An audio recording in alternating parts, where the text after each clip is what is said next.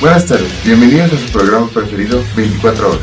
Esta tarde, continuando con las cápsulas semanales de conocer todos los tipos de contratos que se pueden presentar en algún momento de nuestras vidas, contaremos con la presencia de 3 importantes abogados a nivel internacional, quienes nos hablarán de los diferentes tipos y sus características de cada contrato.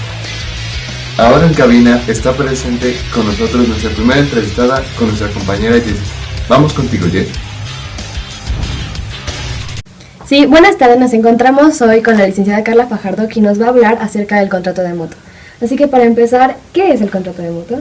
Mira, el contrato de mutuo es aquel contrato en el que una persona, a quien llamamos mutuante, se obliga a entregar como préstamo una cantidad de dinero o bienes consumibles a otra persona, a quien llamamos el mutuario, quien a su vez se obliga a restituir los bienes que se le prestaron en la misma especie, cantidad, calidad en un plazo determinado. Existen 2 tipos de mutuo. El primero es el mutuo simple, en el que la persona que recibe el préstamo no está obligada de ninguna manera a pagar ninguna contraprestación por el préstamo. El otro es el mutuo con interés, en el que la persona que recibe el préstamo está expresamente obligado u obligada a restituir cierta cantidad de dinero o de bienes valuados cierto por ciento por encima del valor de lo que se le prestó originalmente. Ok, ¿y qué se necesitaría para validar este tipo de contrato? Mira, además de la capacidad y poder, el consentimiento, el objeto y la causa que se requieren estar presentes en todos los contratos, el contrato de mutuo en específico requiere tener legitimación y entrega. Es importante identificar que intervienen en este contrato solo 2 partes, el mutuante y el mutuario, y que cada uno tiene características específicas que debemos conocer para no confundirnos. Primero, el mutuante tiene la obligación de entregar bienes fungibles. Fungibles significa que se consumen con el uso, y tiene el derecho de recibir la restitución de sus bienes. Por otro lado, el mutuario está obligado a restituir los bienes en la fecha que se acordó y en el mismo género en el que se le prestaron. Ok, muy bien. ¿Hay alguna otra característica acerca de la persona que recibe el préstamo de la que nuestro público necesite saber?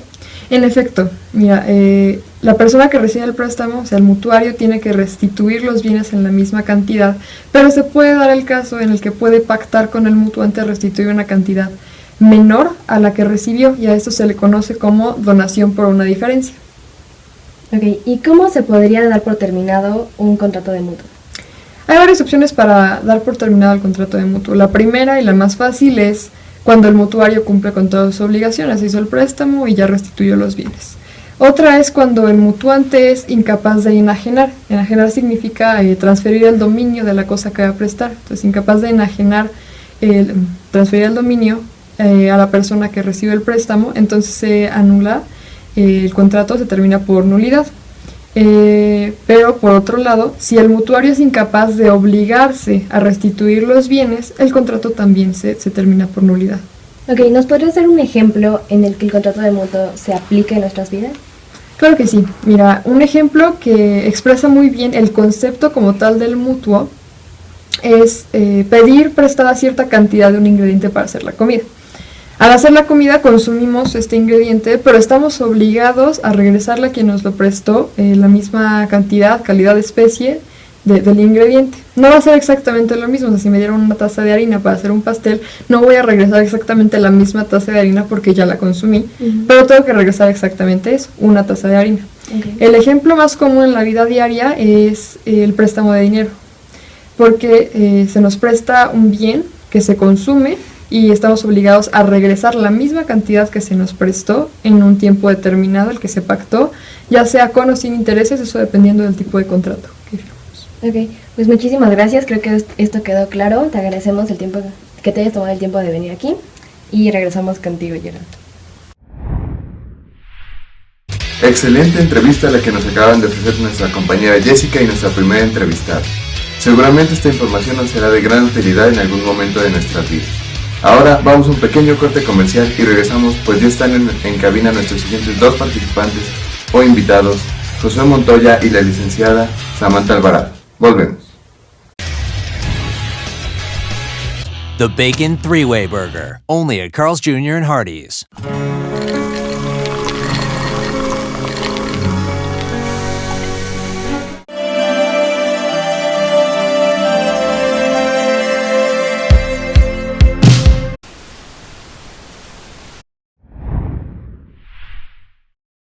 Bueno, pues muchas gracias. Estamos ahora con los licenciados Samantha Alvarado y Josué Montoya, quienes nos van a hablar acerca del contrato de donación.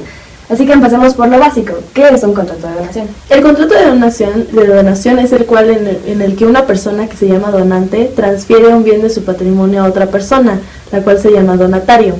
Los bienes no pueden comprender bienes futuros y se llama contrato gratuito porque no se da nada a cambio. Ok, bueno, ¿y cuáles dirían ustedes que son los elementos más importantes que se tienen que tomar en cuenta cuando un contrato de donación se celebra? Bueno, primero que nada es importante resaltar que las partes que intervienen en ese contrato es el donatario y el donador. Ahora bien, hablando de qué elementos se necesitan para su validez, es lo mismo que se necesita para cualquier contrato. Se necesita el consentimiento, que es básicamente cuando el donador y el donatario quedan de acuerdo para que el donador le dé al donatario de manera gratuita un bien. El siguiente es el objeto, que es básicamente el bien que se le va a dar al donatario. Y el último es la validez. En este se tiene que basar de acuerdo al Código Civil Federal. Hay tres formas de validarlo. Si hay un bien mueble que se va a dar con un precio menor o igual a 200 pesos, se puede decir que este bien se puede dar con una validez verbal. Si el precio es mayor a 200 pesos pero menor a 5,000, podemos decir que se puede dar con validez escrita. Y si el precio es superior a los 5,000 pesos, se tiene que dar con una escritura pública. Ok, muy bien. Y entonces, ¿cuáles dirían ustedes que son las obligaciones que tanto donante como donatario tienen que cumplir? En primer lugar, hay que dejar claro que en la mayoría de los casos de donación es un contrato unilateral. Entonces, nada más está obligando al donante. Y el donante está obligado a entregar el bien de su patrimonio y esa transmisión se verifica por los efectos del contrato. Y otra cosa importante es que el donatario tiene que cumplir con su palabra. En caso de que no se llegue a dar eso, el contrato se daría por revocado o finalizado. Ok, entonces, ¿cuál sería la manera en la que un contrato se podría dar por finalizado? Se puede finalizar en caso de ciertos eventos, por ejemplo, por ingratitud. Si se comete un delito contra el donante, a sus bienes, a su patrimonio o hacia su familia, se revoca el contrato. También se puede revocar por incumplimiento de impuestos y también por desaparición de la razón que originó la donación en primer lugar. Y por último, si sobreviven hijos que fueron presentados vivos al registro civil. Si en un periodo de 5 años no se registra ningún hijo del donante, la donación no puede ser revocada. Pero si en ese periodo de 5 años existe un hijo y que sea un hijo legítimo, la donación puede ser revocada totalmente. Pero esto no puede suceder si es antenupcial, es decir, si el donante no contrajo matrimonio legalmente para tener a su hijo. Ok, bueno, pues muchísimas gracias por estar aquí. Esperemos que esta información ayude mucho a nuestro público y pues regresamos contigo. Qué excelente par de entrevistas acabamos de tener el día de hoy, pero desgraciadamente eso ha sido todo por hoy en su programa favorito 24 horas. De parte de todo el grupo de producción les damos las gracias por su preferencia y esperamos contar con ustedes el día de mañana. Esto fue 24 horas. Muchas gracias.